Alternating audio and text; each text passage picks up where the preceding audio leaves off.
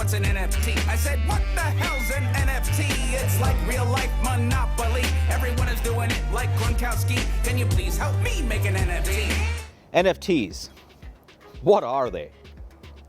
The world is continuously reinventing new ways of commerce, making our lives more and more virtual. Imagine how people felt in the 90s when they heard the term PDF or email or text messages for the first time. But today, such terms are part of our day-to-day lives. Despite NFTs being alien to us today, they are here to stay. And it will be to our benefit to understand them, especially how to value them. Let's see what an NFT is worth.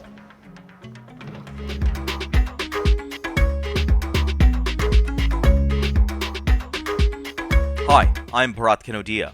I have appraised unique assets like the Golden Gate Bridge, Uber, Airbnb.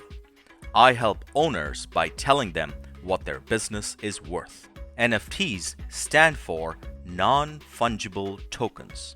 Simply put, they are unique digital assets which can be traded, and their ownership is recorded on the Etherium blockchain, similar to the deed to a house being recorded on the blockchain instead of the local county recorder's office.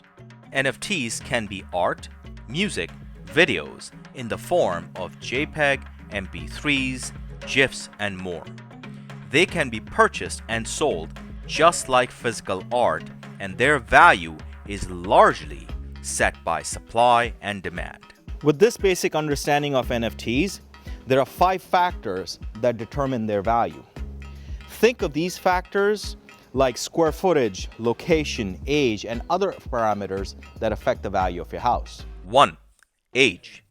NFTs can gain value based on their age. The earliest NFT assets are already commanding impressive valuations, just as 17th century art is generally worth more than 19th century art. 2. The creator. A valuable NFT should be published by a major artist or a known creator. For example, a song by Beyonce is far more popular than the one, say, I might compose. 3. Scarcity. Creators release NFTs as one-of-ones or multi-editions like one-of-tens, one-of-hundreds, and so on. The one-of-ones are hyper-scarce.